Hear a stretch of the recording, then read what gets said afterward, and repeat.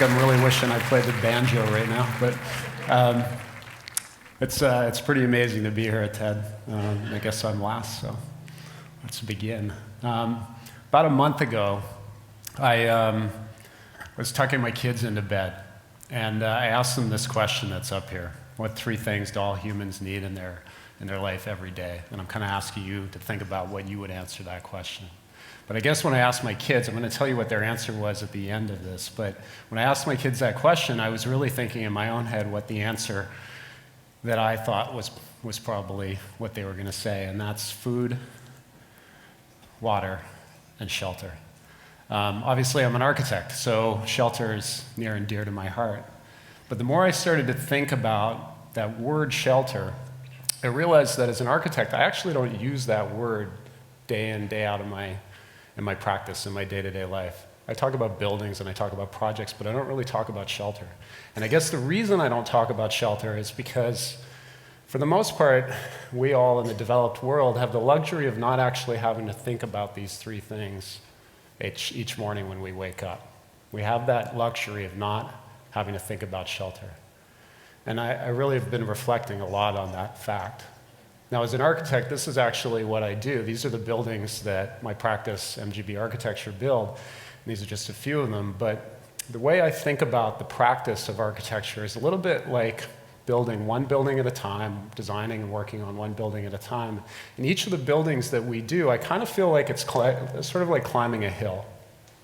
With a big team of people, we get together and have to climb this hill and go through this long process of designing the building with engineers, other architects, with our client and the community. And each time that we climb those individual hills, we get to the top and we've finished a building, and we all feel good. Hopefully it's been responsible to the environment, and hopefully it's been responsible to our clients' needs and the community's needs. And we sort of look down on the hill that we've climbed, and we feel good about ourselves, and we feel good about that accomplishment. And that's really been what my career, and I think the career of many architects, is about, one hill at a time that we climb. There was a moment about 4 years ago for me that was really important. It was a moment when a really dear friend of mine tapped me on the shoulder, and she said to me, "You know, Michael, it's really great that you've climbed that hill and had a successful building, and congratulations on that. But have you ever turned around and looked at these mountain ranges that sort of lie ahead of you? Mountain ranges that are unclimbed mountains. And these huge, huge mountain ranges, in my mind and in her mind at the time, were these 2 things: world housing and climate change. And the more I started to think about that, I realized that these are really the problems that face architects today. This is the big problem to solve, these 2 mountain ranges.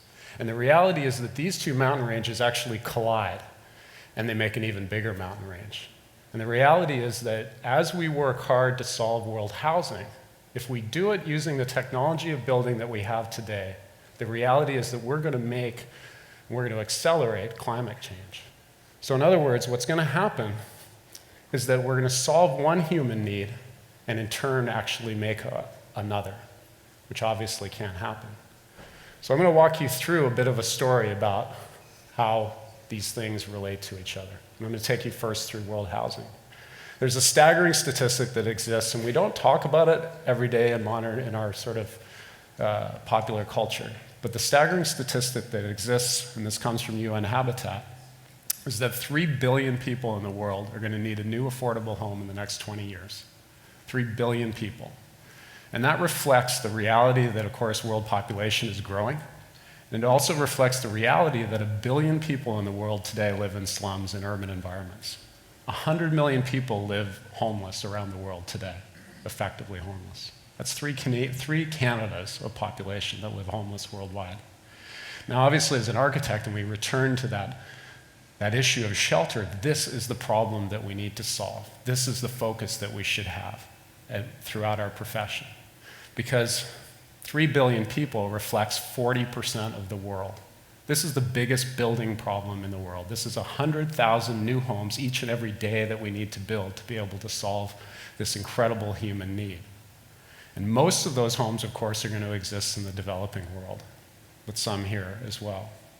The thing about it is that in today's popular conversation that exists in the architectural media and the mainstream media, You hear a lot of conversation both about climate issues and housing issues, and the kinds of solutions that are largely talked about are issues like modular homes and prefabricated homes, or stacking shipping containers in interesting ways, or using wonderful materials like rammed earth or straw bale construction to be able to kind of solve these issues of both climate and housing.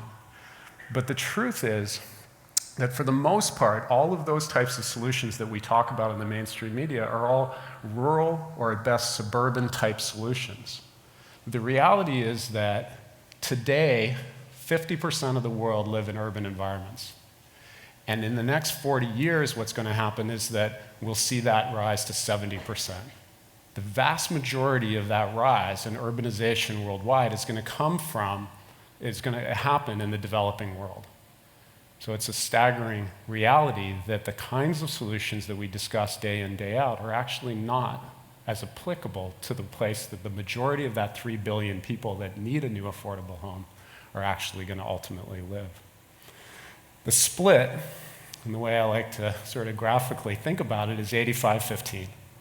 15% of the world's population live in the 35 most developed, highly developed countries in the world. Feedback. 15% of that population. 85% live effectively in what we would call developing nations. So the vast majority clearly live in these countries. Now, we also know that of the 15% that live in those richest countries of the world, they build the majority of buildings today. The amount of square meters per person, the amount of square feet per person that's built for the 15% of the world's population is enormous. And if we were to build for the 3 billion people, the quantity of buildings and the quantity of area that we build today already in these highly developed nations, we would be off the charts, that bottom gray bar, with the number of buildings we would ultimately build and the amount of space we would ultimately build, which obviously creates this question of how does that ultimately impact climate change. So let me talk about that. Buildings represent an enormous contributor to environmental impact in many different ways. And obviously, when it comes to climate change, are huge contributors. And when we talk about climate change, for the most part, it's the greenhouse gas number that's up there. I'm showing a range because it's really challenging at times to be statistically specific about some of these issues. But roughly 20% of world carbon dioxide, the greenhouse gas that we talk most about, comes from the building industry. So buildings have a responsibility that is huge in tackling. The reality of that is that energy and the amount of energy to heat and cool homes is a huge contributing factor. But energy solutions are going to vary as we look at the map of the world from region to region. Obviously, climate issues are completely different. How we solve an energy solution for a building in Canada is going to be quite different than the middle of Australia where it's hot and dry. So those solutions are going to be more regional type solutions to this problem. But the one thing that I think has become really interesting is that when you look at urban environments, for the most part, the solutions are common from city to city, from nation to nation, all around the world. We build the same way. The structures of what we build are the same around the world. And so that's really become the focus of what I'm interested in sort of talking about.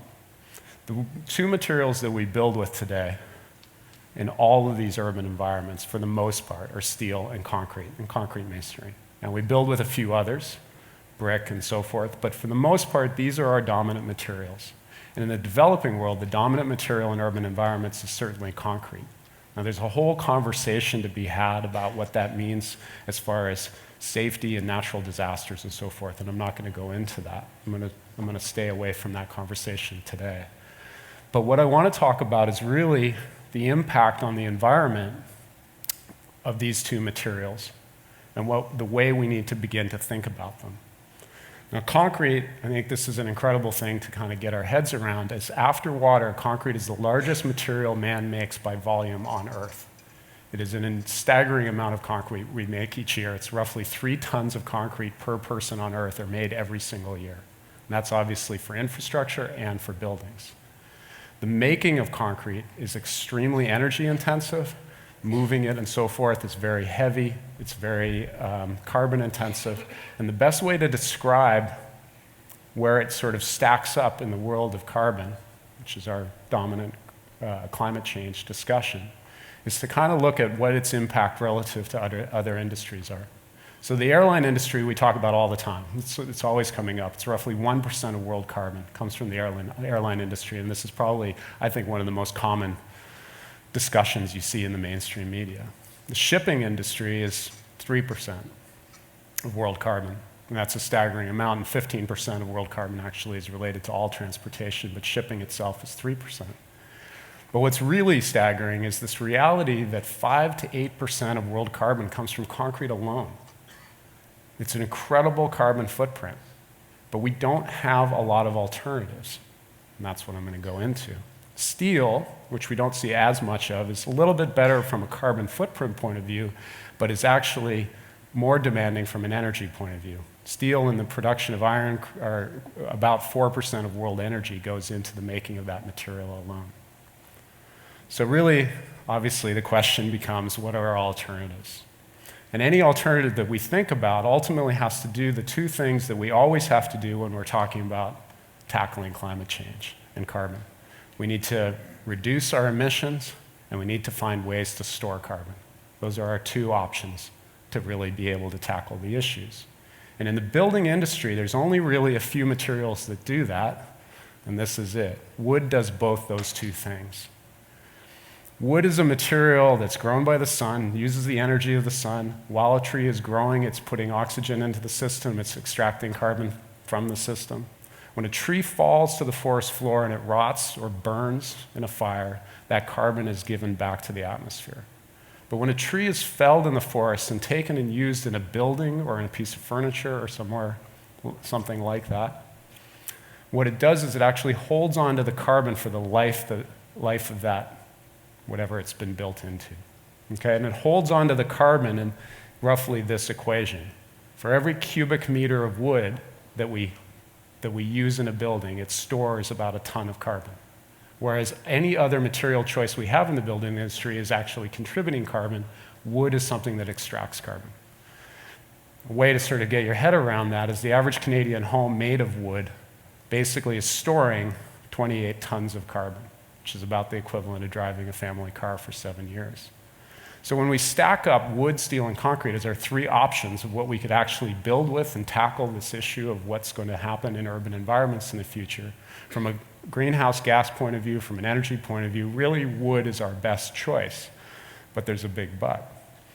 For the most part, a huge contributor to climate change that we know has been deforestation over the last 50 years.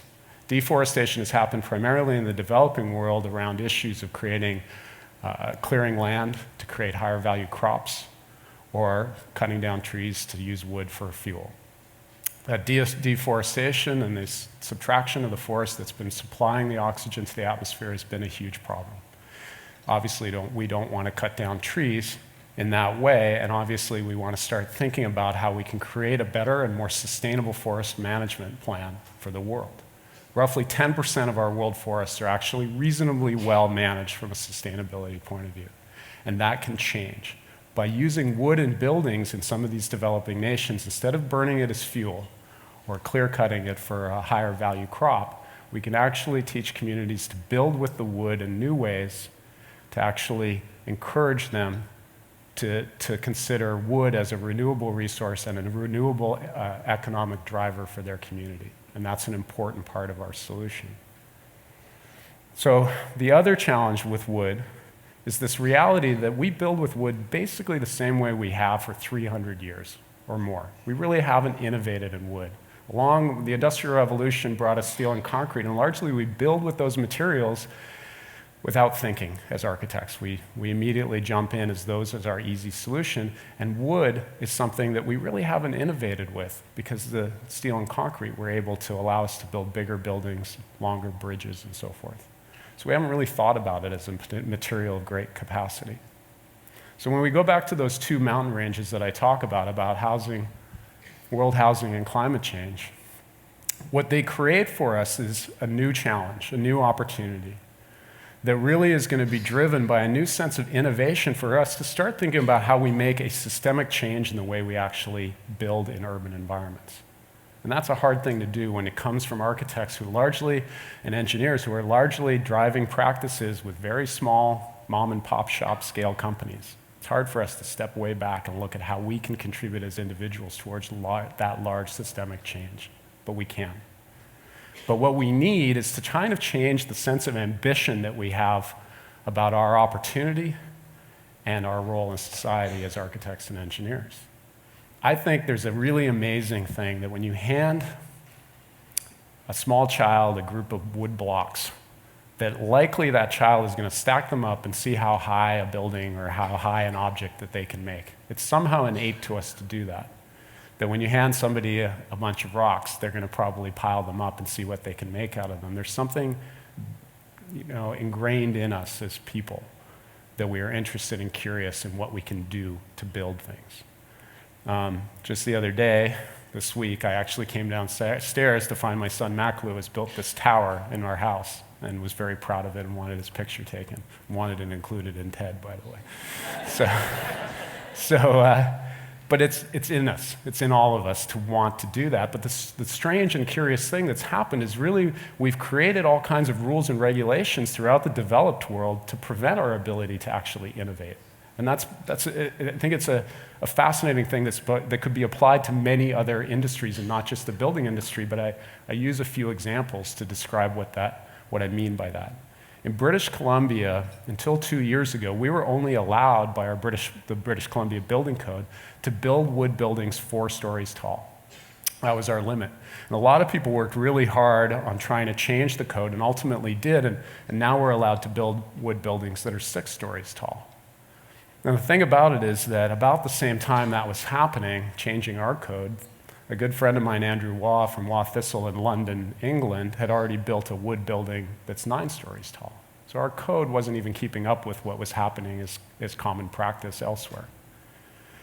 The really staggering thing, though, was that I was riding my bike with my son Maclu across Japan when the code change went through, and somebody from my office emailed me and told me the story. Hey, 6-story code is now passed in British Columbia. We can build taller wood buildings. And I quickly emailed back that that was great. On the other hand, I just walked out of a building that is roughly 19 stories tall. And more importantly, that building was built 1,400 years ago. It was made out of wood in a high earthquake zone in a similar climate and is still standing. And it really begs the question, why have we created regulation that can't even keep up with what we were able to do 1,400 years ago? And how have we created systems over the last 100 years that, for some strange reason, completely stifle our ability to be innovative and solve the real problems that we clearly have to solve? The other way I kind of like to tell that story is with this slide. And I kind of asked the question, especially to architects and engineers, of what would have happened if Cairo had said, stone buildings in Cairo can only be 20 meters tall. Well, obviously, we would never had the Great Pyramid, and the Great Pyramid stood as the tallest building on Earth for 5,000 years, until what would have happened had Paris said you could only build a wrought iron building 20 meters tall. Well, obviously, we would never have had the Eiffel Tower. Our ability to dream big is a function of our ability to solve problems and to innovate. But when we create these glass ceilings for ourselves, we no longer can think that way, and we need to remove that. Currently, as far as I've been able to research, and my friends have helped me research, the tallest wood building in the world is actually, modern wood building in the world is actually this one, and it's in Russia. And it was built by the gentleman here with the fur cap. Oops, I'm going to go backwards. And it's 13 stories tall. There's a lot of funny stories to go with it, and I welcome you to look it up on the internet. But the interesting story here clearly is, if the fellow with the fur cap can manage to build a 13-story wood building, surely architects and engineers around the world can jump on board and keep up. It's an important story. And the truth is, people are keeping up. So the fun thing that's starting to happen, and you're going to see more and more, I hope, and we're trying to encourage more and more to happen, is that different countries around the world, different architects, different clients, different engineers are starting to explore the possibility of how to build big wood buildings. buildings that will actually be able to address this human need in urban environments in a more sustainable way. And that's happening in a kind of fun way. I think it's a little bit like the race for space that's happening in the SpaceX Prize. And I think that spirit of competition that existed 100 years ago when the big towers were starting to pop up in New York and the different skylines around the world, which seem like follies, but in reality, those big towers and those big sort of gestures of what was possible, the dreaming big, became a motivation for us to problem solve, a competition for us to problem solve. And I think here in Canada, we should be part of that competition, and that innovation should be something that we're excited about and that we can chase more in our day-to-day lives. Because the solutions ultimately do exist already. We really actually know how to do many of these things, and yet we've for some reason forgotten that we know these things. FFTT, which stands for Finding the Forest Through the Trees, is a system that we've designed that is not glamorous. It's a way to build tall wood buildings really economically to be able to tackle exactly what I'm talking about. How do we build for that massive human need? And many other systems like this are possible and are being explored, but we're not doing this fast enough, and we're not investing in these kinds of investigations fast enough. Because ultimately what we realize is this is a bit of a race.